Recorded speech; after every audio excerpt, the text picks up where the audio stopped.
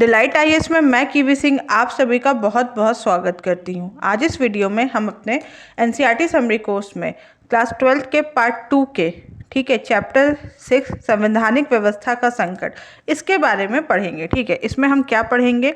इसमें हम ये पढ़ेंगे कि जैसे अभी तक हमने जितना देखा कि 1971 के बाद कांग्रेस पार्टी किस प्रकार से थी और भारत में राजनीतिक स्थिति क्या थी। अब हम पढ़ेंगे कि किस प्रकार के जो परिवर्तन भारत में देखने को मिलते हैं। भारत की जो लोकतांत्रिक राजनीति थी और जो संविधान था उसमें एक नई चुनौतियां आई हैं, उसके बारे में हम पढ़ेंगे। भारत में किस प्रकार से आपातकाल जब लागू हुआ था तब किस प्रकार की स्थिति हुई थी। ठीक है, 1975 में हम ये देखते हैं कि जो आपातकाल हुआ था उसमें ज़्यादातर हमने देखा है कि अभी तक जितने भी आपातकाल हुए थे वह युद्ध या आक्रमण या प्राकृतिक आपदा के कारण हुए थे, लेकिन इस बार जो आपातकाल था वह अंदरूनी गड़बड़ियों की आशंका में हुआ था। ठीक है, और जिस प्रकार से ये आपातकाल की पूरी स्थिति चली थी उसमें कांग्रेस का क्या योगदान था और लोकसभा चुनाव ने उस समय के भारत की स्थिति, भारत की जो राजनीतिक स्थिति थी उसमें क्या परिवर्तन आया था। ठीक है, तो जो इम्पोर्टेंट पॉइंट्स है उसके वो क्या है कि आपातकाल लागू क्यों हुआ था। ठीक है, इसके साथ साथ ऐसा करना क्यों ज़रूरी था, आपातकाल लागू करने के क्या व्यवहारिक अर्थ थे और जो राजनीति थी उसके लिहाज से आपातकाल के क्या परिणाम हुए थे और आपातकाल से भारत के लोकतंत्र ने किस प्रकार की क्या सबक सीखे थे। ठीक है, भारत को किस प्रकार की सीख मिली है। और जब हम देखेंगे कि किस प्रकार नए नेताओं का प्रादुर्भाव हुआ था, जैसे जयप्रकाश नारायण और उनकी जो क्रांति थी, राम मनोहर लोहिया और समाजवाद, इसके साथ साथ जो मानवतावाद और लोकतांत्रिक अभ्युत्थान, ठीक है, वयस्क, पिछड़े और युवाओं की भागीदारी के बारे में भी हम विस्तार से पढ़ेंगे। एक तरीके से जब हम पॉलिटिक्स, अपने इंडियन पॉलिटी को देखते हैं तो यह एक बहुत इंपॉर्टेंट रोल है। ठीक है, और इस समय जो कुछ बदलाव हुए थे उसके बाद संविधान में कुछ प्रकार के जो चेंजेस किए गए हैं वो हमेशा बहुत इंपॉर्टेंट रहे हैं। ठीक है, तो हम इन सब चीज़ों के बारे में इस चैप्टर में पढ़ेंगे। सबसे पहले हम देखते हैं आज के प्रश्न को। आज हमारा प्रश्न है, आंतरिक अशांति के आधार पर भारत में सबसे पहले राष्ट्रीय आपातकाल कब लागू किया गया था? जून 1975, जुलाई 1975, अगस्त 1975 या सितंबर 1973? इसका उत्तर मैं आपको वीडियो खत्म होने के बाद बताऊंगी। हम बढ़ते हैं अपने चैप्टर की तरफ और देखते हैं कि आपातकाल क्या है, आपातकाल के कारण क्या थे, प्रभाव थे और ये किस प्रकार से हुआ। देखिए, सबसे पहले हम देखते हैं कि 1971 के बाद की स्थिति क्या थी। 1971 में जैसे मैंने आपको बताया था कि चुनाव ने गरीबी हटाओ जो नारा था उसकी वजह से कांग्रेस जीत गई थी। ठीक है, लेकिन 1971 और 72 के बाद में भी हम देखेंगे कि देश की सामाजिक और आर्थिक स्थिति में सुधार नहीं हुआ था। बांग्लादेश का जो संकट था, मतलब कि जो युद्ध हुआ था उसका जो बांग्लादेश संकट आया था उससे भारत की अर्थव्यवस्था पे भारी बोझ पड़ रहा था। लगभग 80 लाख लोग पूर्वी पाकिस्तान से भारत आ रहे थे। इसकी वजह से हमने ये देखेंगे कि भारत की स्थिति लगातार बढ़ती चली जा रही थी और इसके साथ साथ अंतर्राष्ट्रीय बाजार में तेल की कीमतें बढ़ती चली गई, जिसकी वजह से भारत में कृषि की भी स्थिति खराब थी। फिर हम देखते हैं कि 1971 के बाद क्या हुआ कि 25 जून 1975 से 18 माह का तक अनुच्छेद 352 के प्रावधान में आंतरिक अशांति के तहत भारत में आपातकाल लागू रहा। ठीक है, आपातकाल में देश की अखंडता व सुरक्षा को ध्यान में रखते हुए समस्त जो शक्तियां होती हैं वह केंद्र सरकार को प्राप्त हो जाती हैं। ठीक है, तो इसके अंतर्गत हमने ये देखा कि क्या स्थितियां थी, क्या कारण थे जिसके कारण यह आपातकाल की जो घोषणा हुई थी। ठीक है, सबसे पहला था कि जो गरीबी हटाओ का जो नारा था वह अपना प्रभाव खोता चला जा रहा था और लोगों के बीच में, ठीक है, चिंता बढ़ती चली जा रही थी और लोग असंतुष्ट हो रहे थे।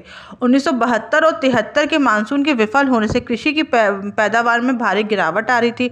1973 में अंतर्राष्ट्रीय बाजार में तेल की कीमतें बढ़ने से भारतीय अर्थव्यवस्था पर लगातार बुरा प्रभाव पड़ रहा था। रेलवे कर्मचारियों की लगातार हड़ताल हो रही थी। गुजरात और बिहार में हमें छात्र आंदोलन भी देखने को मिलता है। ठीक है, और फिर हम ये देखते हैं कि श्रीमती इंदिरा गांधी जी का जो निर्वाचन हुआ था उसे इलाहाबाद उच्च न्यायालय द्वारा अवैध घोषित कर दिया गया था। और जब ये सरकार की जो गलत नीतियां थी इनसे जनता के बीच में लगातार आक्रोश फैल रहा था। तो एक तरीके से हम देखते हैं कि सभी तरफ संकट की स्थिति थी। एक तरफ छात्रों का संकट, रेल का संकट, ठीक है, व्यापार नहीं था, कृषि अच्छी नहीं थी, तो सरकार और के लिए जनता के मन में बहुत सारा आक्रोश था। और जो प्रमुख कारण थे वह तो सबसे पहले, जैसे मैंने आपको बताया, आर्थिक कारक, छात्र आंदोलन, नक्सलवादी आंदोलन और रेल हड़ताल, न्यायपालिका के संघर्ष, ऐसे हमें कारक देखने को मिलते हैं। ठीक है, जब गरीबी हटाओ का जो कारण था ना, यह कोई खास काम कर नहीं पाया था, जिसकी वजह से भारत की जो अर्थव्यवस्था थी वह काफ़ी खराब होती चली जा रही थी। औद्योगिक विकास की दर लगातार कम हो रही थी और बेरोजगारी बहुत ज़्यादा बढ़ रही थी। और हमने ये भी देखा कि सरकार ने उस समय खर्चे कम करने के लिए कर्मचारियों का, जो सरकारी कर्मचारी थे, उनका भी वेतन रोक दिया था। देखिए स्थिति कैसे हुई कि 12 जून 1975 को इलाहाबाद उच्च न्यायालय के न्यायाधीश ने इंदिरा गांधी के 1971 के लोकसभा चुनाव को असंवैधानिक घोषित कर दिया। ठीक है, फिर 24 जून 1975 को सर्वोच्च न्यायालय ने उच्च न्यायालय के फैसले पर स्थगनादेश सुनाया और कहा कि अपील की इंदिरा गांधी सांसद तो बनी रहेंगी लेकिन मंत्रिमंडलों की बैठक में भाग नहीं लेंगी। फिर 25 जून 1975 को जेपी के नेतृत्व में इंदिरा गांधी के इस्तीफे को लेकर लगातार मांग बढ़ती गई और दिल्ली के रामलीला मैदान में राष्ट्रव्यापी सत्याग्रह की भी घोषणा की। जेपी ने उस समय सेना, पुलिस, सरकारी कर्मचारियों से आग्रह किया कि वह सरकार के अनैतिक और अवैधानिक आदेशों का पालन न करें। इन सब चीज़ों की वजह से, इन सब जो इस प्रकार की जो स्थितियां थी, उसी वजह से 25 जून 1975 की मध्यरात्रि में प्रधानमंत्री ने अनुच्छेद 352 आंतरिक गड़बड़ी के तहत पर राष्ट्रपति से आपातकाल घोषित करने की सिफारिश की। ठीक है, और हम फिर देखते हैं कि आपातकाल के परिणाम क्या हुए थे। विपक्षी नेताओं को, सबसे पहले तो विपक्षी नेताओं को जेल में डाल दिया, फिर प्रेस पर भी सेंसरशिप लागू कर दी गई, राष्ट्रीय स्वयंसेवक संघ और जमात इस्लामी पर लगातार प्रतिबंध लगा दिए गए, धरना, प्रदर्शन और हड़ताल पर रोक लगा दी, नागरिकों के मौलिक अधिकार निष्प्रभावी कर दिए, जैसा कि हम सभी को पता है कि आपातकाल में यह होता है। ठीक है, सरकार ने निवारक नजरबंदी कानून के द्वारा राजनीतिक कार्यकर्ताओं को गिरफ्तार करना शुरू कर दिया। इंडियन एक्सप्रेस और स्टेट्समैन अखबारों को जिन समाचारों को छापने से रोका जाता था वह उनकी खाली जगह छोड़ने लगे। ठीक है, तो लोगों ने विरोध करने के नए तरीके से भी देखने लगे थे। और सेमिनार, मेन स्ट्रीम जैसी जो पत्रिकाएं थीं, ठीक है, उनके हम देखते हैं कि उनके भी प्रकाशन बंद हो गए थे। उसके बाद हम देखेंगे कि 42वें संविधान संशोधन, जिसमें कई परिवर्तन किए गए, जैसे कि प्रधानमंत्री, राष्ट्रपति, उपराष्ट्रपति के निर्वाचन को चुनौती नहीं दे पाना और विधायिका की कार्यपालिका को बढ़ा के 5 साल से 6 साल कर देना। देखिए ये इतना क्योस मचा हुआ था ना उस समय भारत की स्थिति में, भारत की राजनीति में, कि एक तरीके से कई प्रकार की ऐसी चीज़ें की गई जो कि भारत के लिए सही नहीं थी। ठीक है, आपातकाल के दौरान हम देखते हैं कि विपक्ष ने एकजुट होकर जनता पार्टी बनाई। ठीक है, विपक्ष की भूमिका मजबूत रही। फिर हम देखेंगे जब 1977 में जो चुनाव हुए थे तब इंदिरा गांधी के नेतृत्व वाली कांग्रेस को जनता ने हार का मुंह भी दिखाया था। आपातकाल के दौरान हम देखते हैं कि जो संवैधानिक संशोधन था उन्हें भी बदला गया और विपक्ष उस समय स्वतंत्र आलोचना करने के लिए भी स्वतंत्र हो गया था। आपातकाल के दौरान लोकतंत्र की जो कमजोरियां थी वह यह हुई कि लोकतंत्र संस्थाएं एकदम अपंग हो गई थी, उनके पास कोई ऑप्शन नहीं बचा था कि वह सरकार की बात ना माने।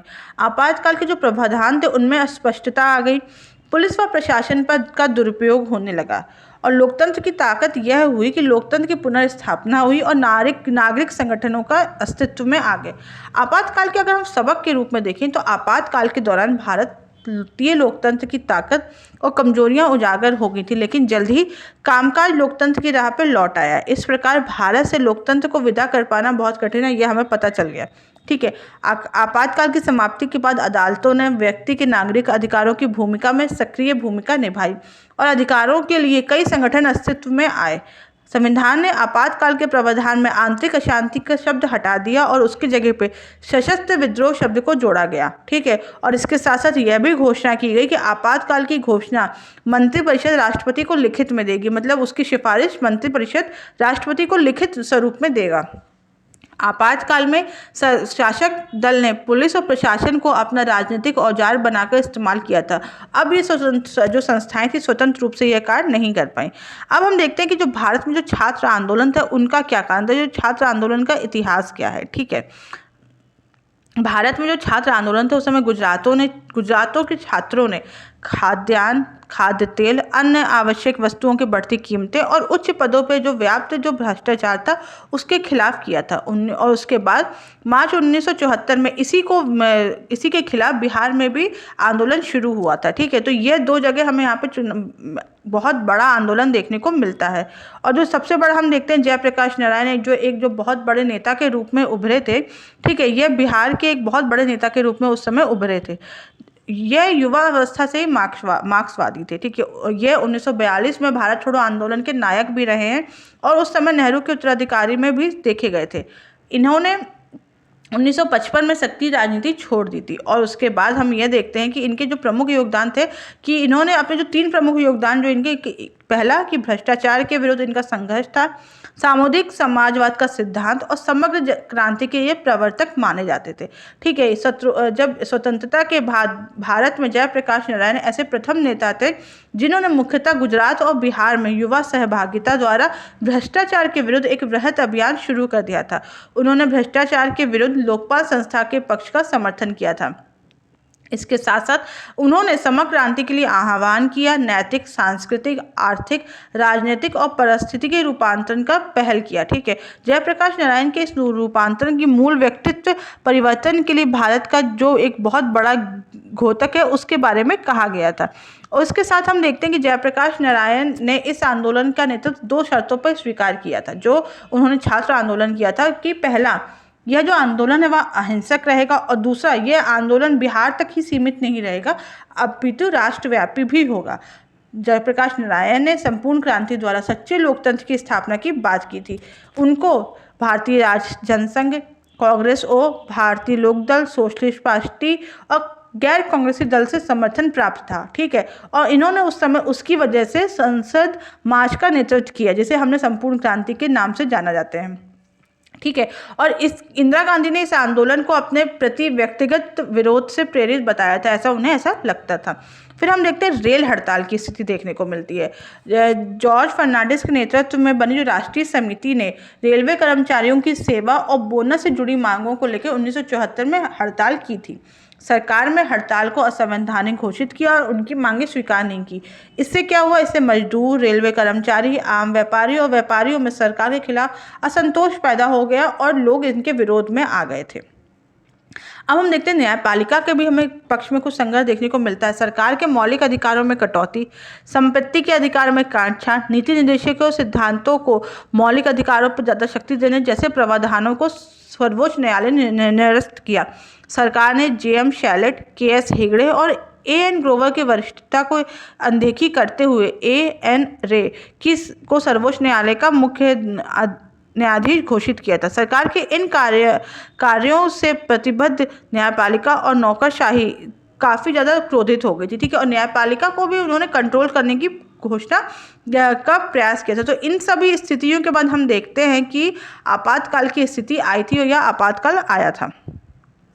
देखिए, भारत में जो दलीय प्रणाली थी उसमें किस प्रकार का आपातकाल का असर हुआ अगर हम देखेंगे तो देखिए, भारत में जो दलीय व्यवस्था थी वह सत्ताधारी पार्टी को बहुमत मिलने की वजह से नेतृत्व ने लोकतांत्रिक क्रियान्वयन को भी चुनौती दी थी। कानून व लोकतांत्रिक व्यवस्था को बनाए रखने की वजह से संवैधानिक निर्माताओं ने सरकार को आपातकाल के दौरान ज़्यादा शक्ति प्रदान की थी। संस्था पर आधारित लोकतंत्र और लोगों के सहयोग के आधारित लोकतंत्र के खिलाफ काफ़ी मतभेद शुरू हो गए थे। पहली बार हमने देखा कि विपक्षी पार्टी नई पार्टी जनता पार्टी के नाम से गैंग कांग्रेसों के वोट को न बांटने के उद्देश्यों से साथ में आई, और 1977 की ने एक दल की संप्रभुता समाप्त करके गठबंधन सरकार को जन्म दिया। ठीक है, जनवरी 1977 में विपक्षी दलों ने मिलकर जनता पार्टी का निर्माण किया। ठीक है, और यह स्थिति हमने पहले भी देखी थी। फिर हम देखते हैं कि 1977 में चुनाव हुए, लोकसभा के चुनाव हुए। इसमें कांग्रेस को लोकसभा में 154 सीट और जनता पार्टी और उनके सहयोगी दल को 330 सीटें मिली थी। और उत्तर भारत में अधिक प्रभाव होने के कारण कांग्रेस को उत्तर भारत में ना के बराबर सीट मिली थी। उस समय हमने देखा कि मोरारजी देसाई प्रधानमंत्री और चौधरी चरण सिंह और जगजीवन राम 2 उप मुख्यमंत्री बने थे। जनता पार्टी किसी खास प्रकार से एक साझा कार्यक्रम नहीं करती थी। ठीक है, किसी एक दिशा नहीं थी, जिसकी वजह से ये सरकार गिर गई और 1980 के दशक में लोकसभा चुनाव में वापस कांग्रेस आ गई थी। फिर हम देखते हैं शाह आयोग। शाह आयोग क्या था? ठीक है, शाह आपातकाल की जांच के लिए जनता पार्टी की सरकार द्वारा 1977 में सर्वोच्च न्यायालय के पूर्व मुख्य न्यायाधीश जेसी शाह की अध्यक्षता में एक जांच आयोग की नियुक्ति की गई थी। ठीक है, और इसमें क्या किया गया था? इन्होंने जो प्रमाणिक तथ्य दिए थे वो क्या थे कि आपातकाल की जो घोषणा का नियंत्रण का जो निर्णय था वह केवल प्रधानमंत्री का था, ना कि पूरे मंत्रिमंडल का। समाचार पत्रों के कार्यालयों की बिजली बंद करना पूर्णतः अनुचित था। प्रधानमंत्री के निर्देश पर अनेक विपक्षी राजनीतिक दलों की जो गिरफ्तारी की गई थी वह भी गैर कानूनी थी, और मीसा कानून का दुरुपयोग किया गया था।